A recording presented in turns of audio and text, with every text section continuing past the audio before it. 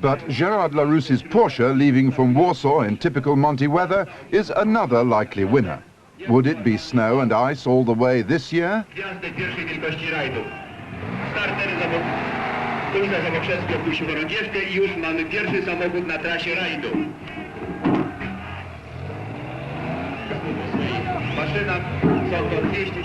And no one underrated the chances of Sweden's Bjorn Voldegaard, out this time for a third win.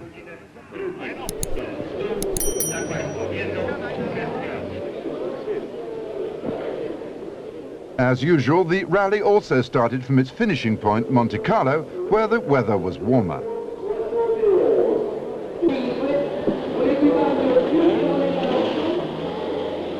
As Henri Grader's Opel disappeared into the night, followed by René Trautmann's Citroën SM, all the cars faced 3 days and nights of winter driving before reaching Monte Carlo again at the end of the long run-in.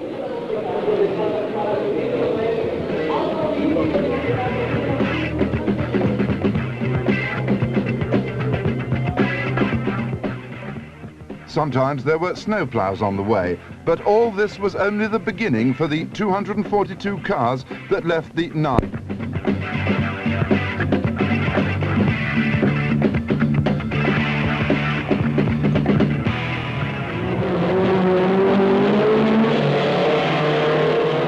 But the weather on the first leg was kinder than usual. There were few retirements as the cars from all over Europe joined the common route at Gap and drove through the mountains towards Monte Carlo.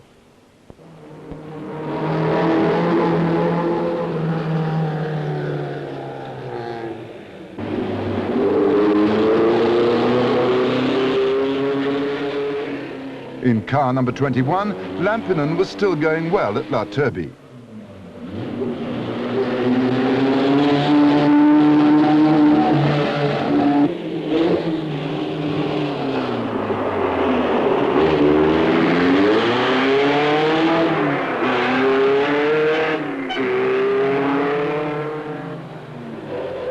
Car 91 is an Auto Bianchi of the German Kleber team, but the locals still have the edge on roads like these.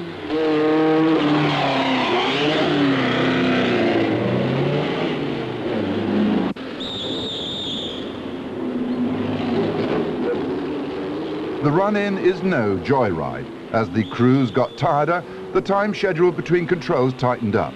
Only 82 cars made it to Monte Carlo unpenalized for a well-earned rest on Monday night.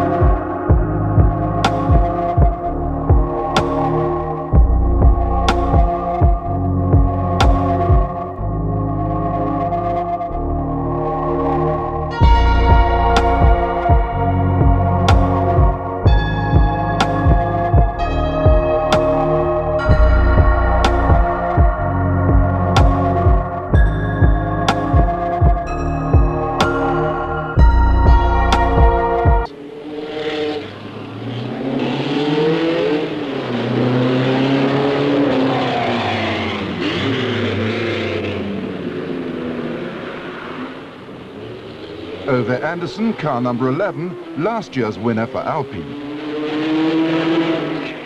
Munari in third place after the first two special stages. Voldegaard now leading on Porsche power.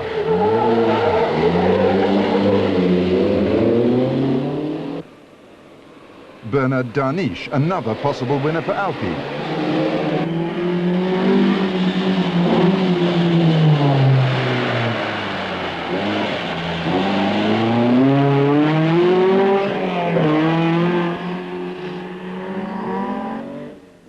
Simo Lampinen still backing up the Lancia effort.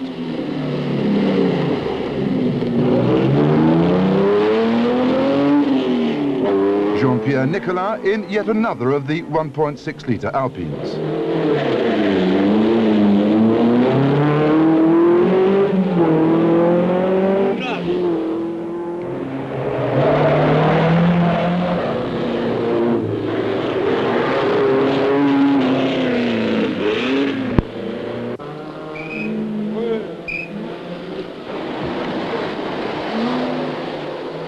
By now, the form was beginning to show.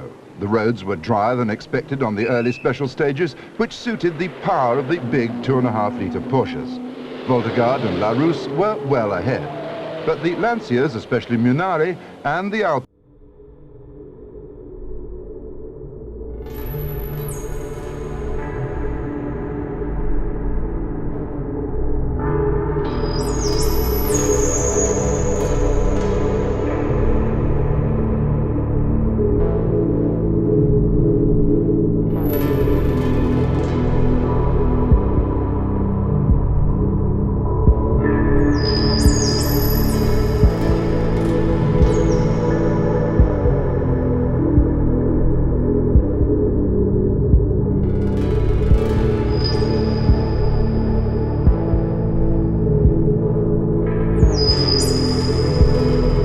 a blizzard blew the time schedule to shreds. Scores.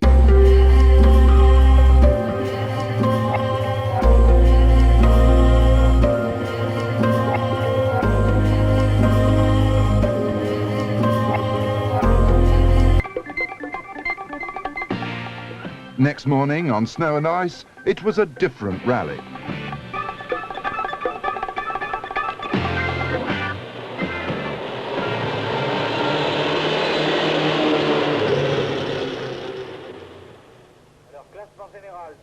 Darniche's Alpine was now the only car clean on the road.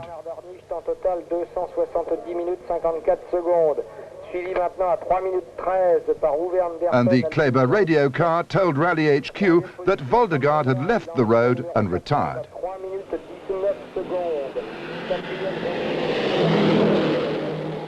Marie-Claude Beaumont was losing the ladies' prize to Pat Moss. But it was business as usual at the Kleber service point, changing wheels on Kuhleweins Auto Bianchi number 91 and Seltzer's Ford Escort number 89 of the official Kleber team from Germany. Now the fastest growing tyre company in Europe, with 1 in 5 French motorists using their tyres and exports to over 100 countries.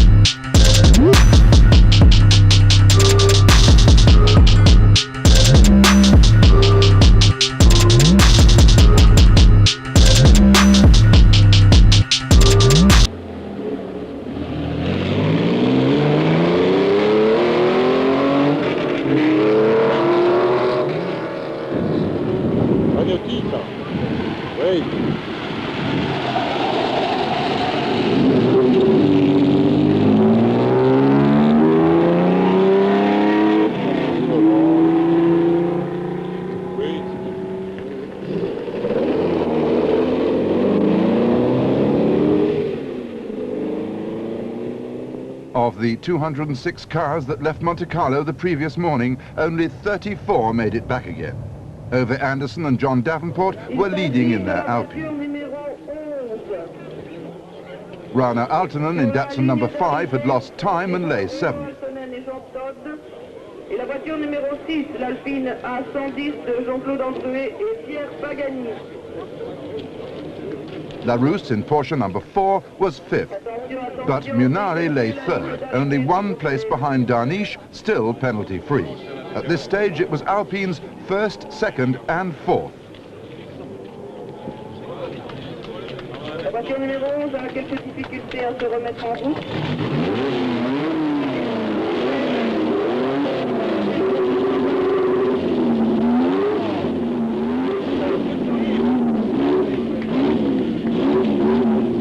Driving with Liz Krellin, Pat Moss had a nasty moment or two, especially when an Alfa Romeo went over the edge in front of her Alpine. But she arrived in Monte Carlo 19th with her daughter to greet her and well ahead of her rival, Marie-Claude Beaumont.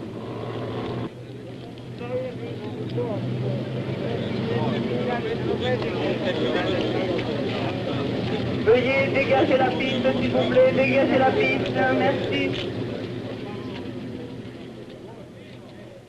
But there was still the final test, all in the mountains again and all at night.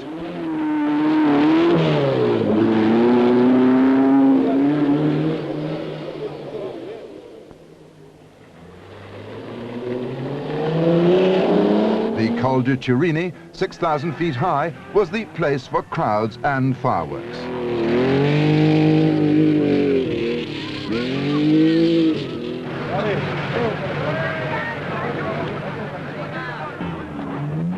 Aaltonen in the Datsun.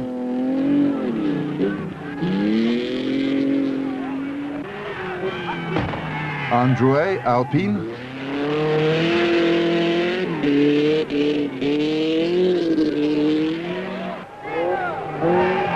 Anderson, Alpine, still leading.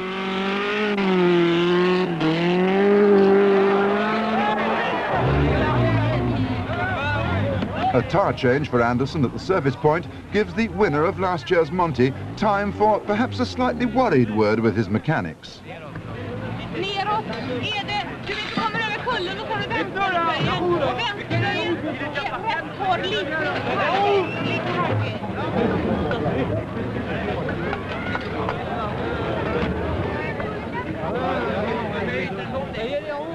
Anderson and Davenport drive off in good shape, but soon they'll be out with a broken gearbox.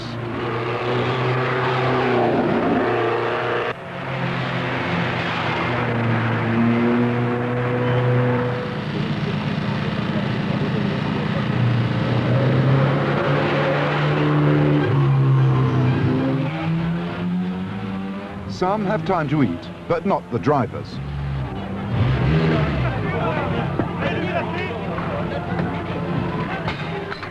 The Works Alpines are in trouble, though not Pat Moss. She too has time to chat at the service point.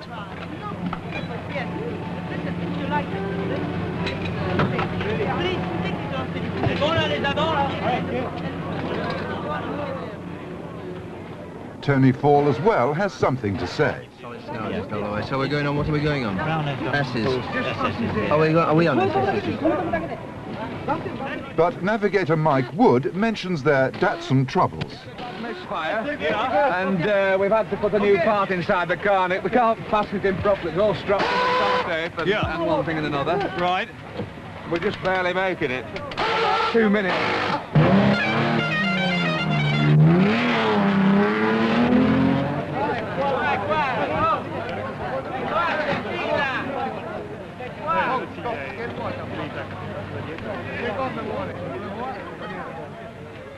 Munari, soon to take over the lead, isn't talking. So we asked the man from Lancia why his cars were doing so well. Monte against such powerful cars like the Porsche. Well, we have always been quite quick. Yeah?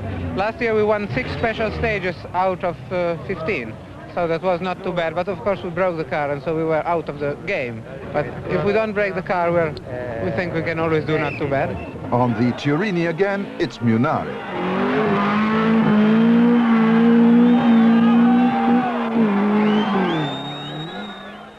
Jean Ragnotti in an Opel Ascona.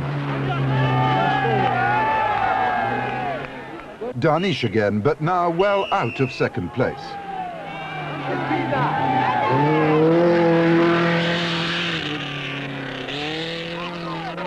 Tony Fall soon to retire with a broken drive shaft.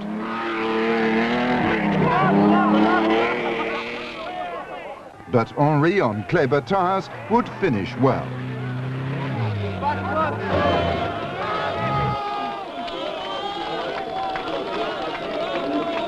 By the rally's end at breakfast time next morning, only 24 cars had finished the course.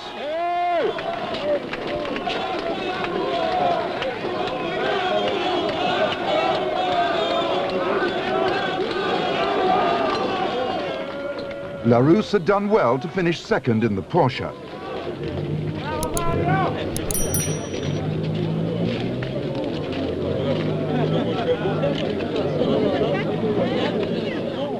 And Aaltonen is third in the big Datsun.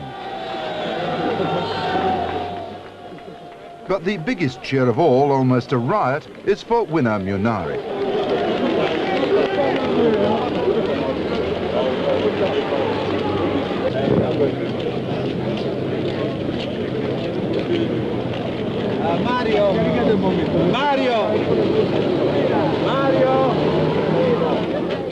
And naturally, it's champagne for Pat Moss and Liz Krellin. After all, they started from Reims.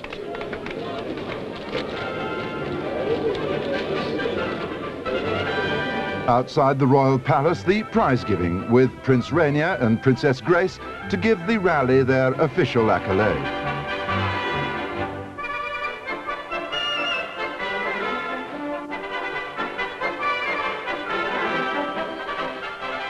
For Lancia, this is their greatest moment, with Munari first, Lampinen fourth, and Barbesio sixth. And for Munari and navigator Mario Manucci, the peak of their long rally career.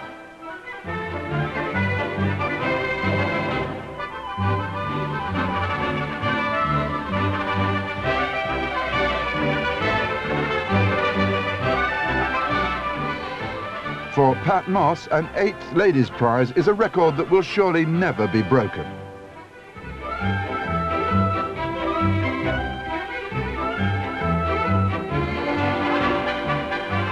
Both Alpine, who made the car, and Kleber, who made the tyres, can be justly proud of her success in the Monte of '72.